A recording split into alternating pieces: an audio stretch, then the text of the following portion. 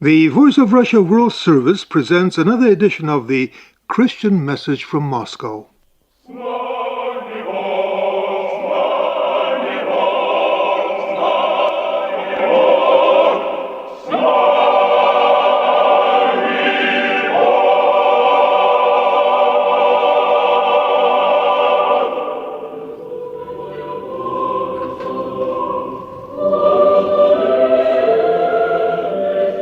You're listening to a student's Orthodox choir from the St.Tatianas church.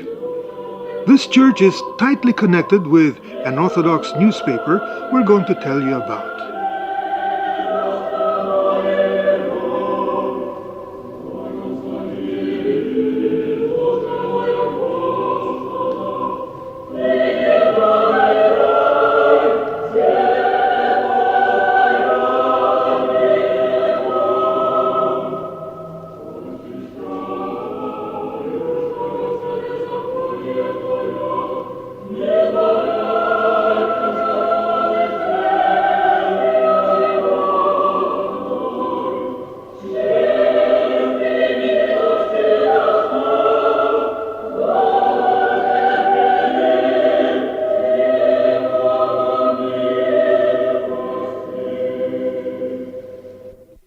Citizen, watch your head in this basement. You may still need it. Editors.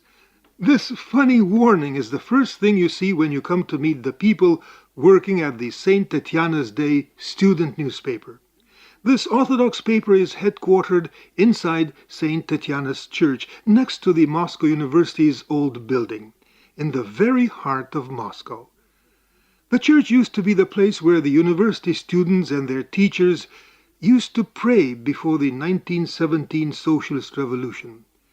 After the Bolsheviks took power, the church was turned into a student theater, and only in 1995 did the faithful students and their teachers win a long and arduous battle to make it a church again. Our correspondent Irina Tortunova has talked to the newspaper's editor-in-chief Vladislav Tomachinsky. We'll now give you an English translation of the interview.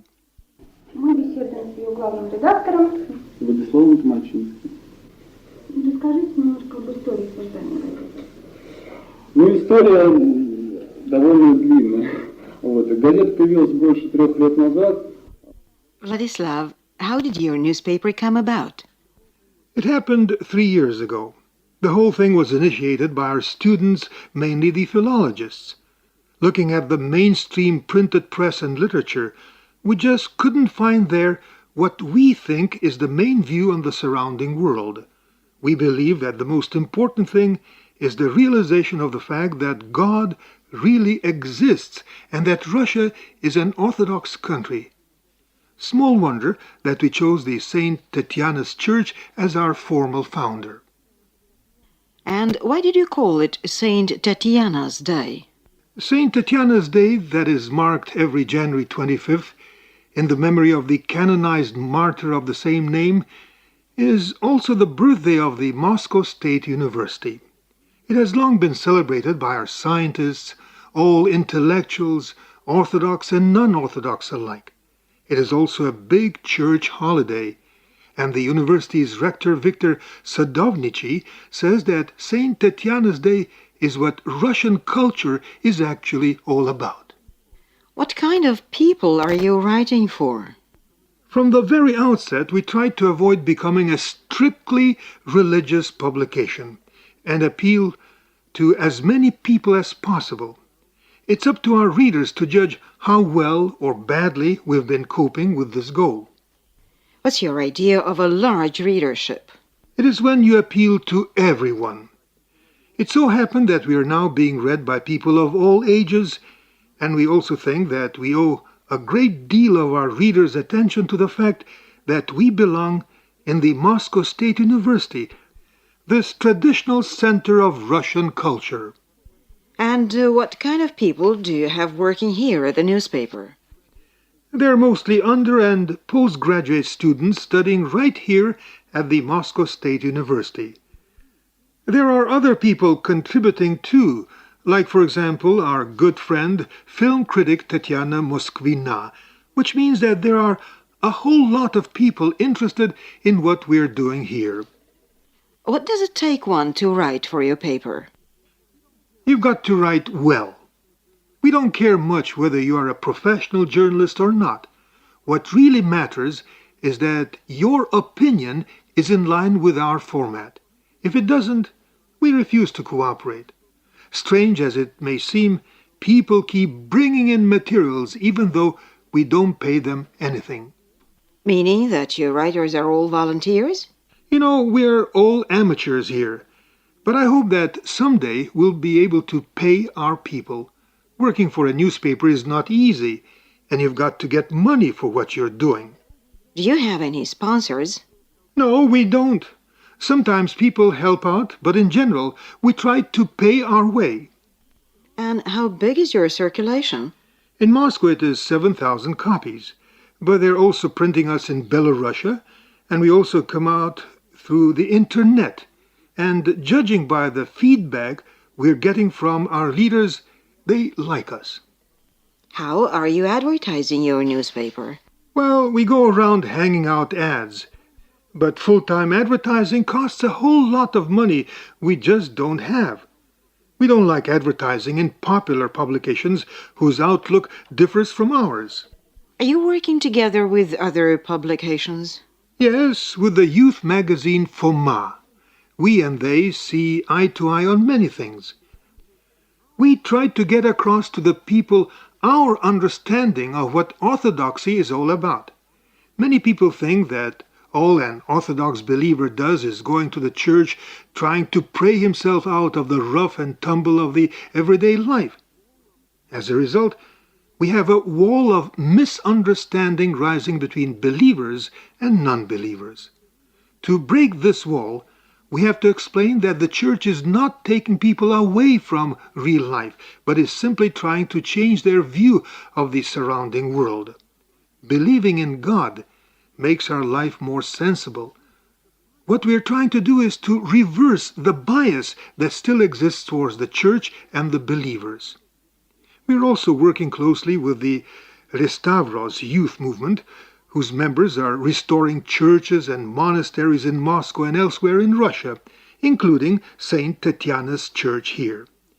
In every issue of our newspaper, you can find their program, a list of Moscow churches now being rebuilt by the movement, the names of the restoration and archaeological teams the movement brings together each year, and which you can join, and the places where they're going to work. There are many sections in your newspaper. Could you say a few words about them? We try to give as much coverage as we possibly can to everything that has to do with the Moscow State University. We cover scientific conferences, student meetings, and all kinds of sociological polls. My guess is that if you take a closer look at our university life and describe the right way, you'll get a scaled-down picture of what is now happening in this country. That's why we have so many sections. The editor's column is a bridge connecting us with our readers. The household church column is about the people who come to pray in St. Tatiana's church. This column is very important to us because the church is the spiritual center of our university and an important place in Moscow.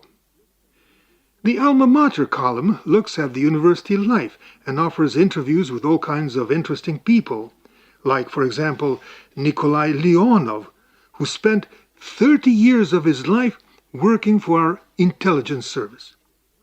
There are several smaller sections in this column writing about celebrities who once studied here at the Moscow State University, about people who suffered for their religious beliefs, about Moscow highlights, and also about our Russian monasteries.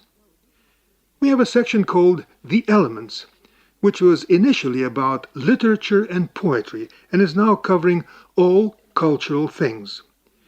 We often invite people to discuss the films which have had a great impact on Russian culture.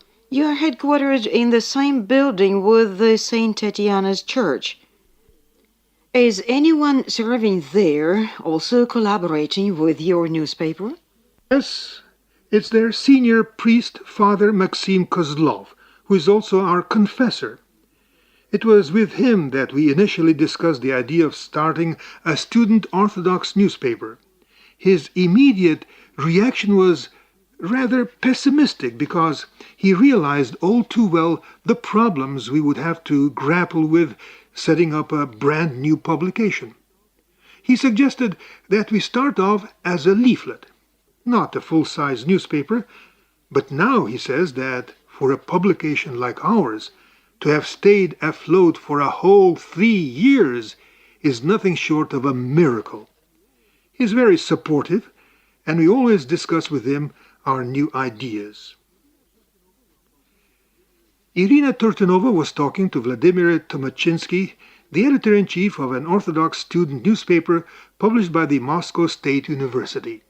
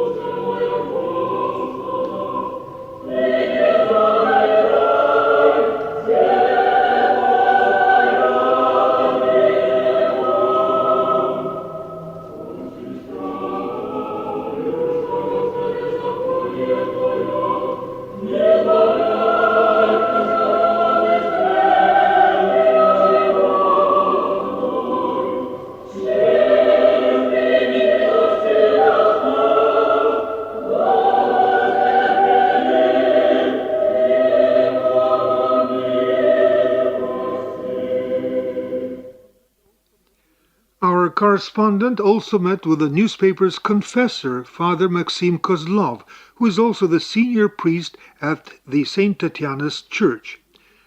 Father Maxim, a Moscow University graduate himself, is a comparative theologist, now teaching at the Moscow Church Academy, and also at the city's St. Tikhon Orthodox Theological Institute. Во-первых, вот когда газета организовывалась, как вы к этому отнеслись и участвовали ли вы в организации газеты? Вообще, как это все происходило, ваше сотрудничество с газетой «Татьянин день»? Ну, газета, идея создания газеты возникла... What was your initial reaction when the St. Tatiana's Day newspaper first came about?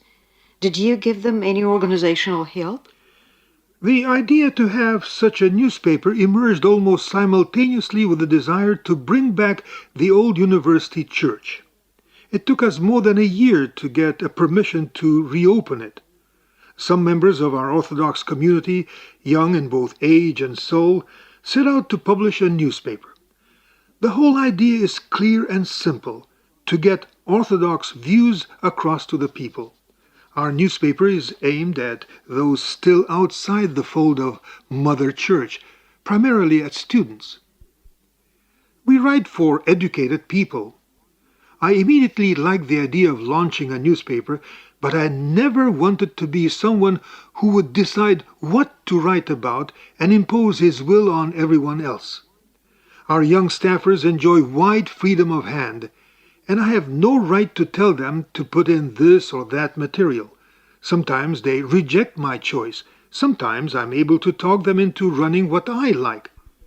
In any case, I, as a confessor, enjoy the right of spiritual censorship, meaning that I can either delete this or that article if it is harmful and to radically edit it, which is something they sometimes don't like. And still, they have no other choice but to agree with what I say. This is the kind of cooperation we have here, and I think it helps us reach a compromise. And what about your staff? Are they also coming to pray at St. Tatiana's church? At first, they were, but no longer, because working here are members of other churches' parishes, students from other Moscow colleges, non-students, teachers, and all kinds of volunteer helpers of every age. We like this because we have always wanted to reach out to people out there who were not praying at our church and studying at the Moscow University. Irina Tortunova was talking to Father Maxim Kozlov, who is senior priest at Moscow University's St.Tatiana's Church.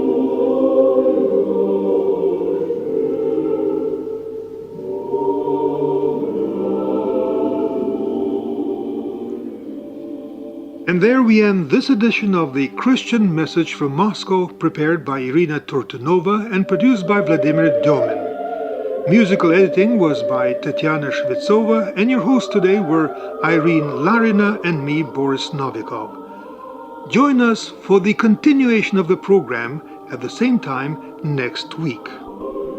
And let me inform those who sent us questions concerning the Russian Orthodox Church that your questions have been already answered by one of the Moscow priests teaching at the Moscow Theological Academy, and the answers are now being translated into English. You'll hear them in our program, which is to be on the air on November 28th and 29th. Goodbye, everybody, and God bless you.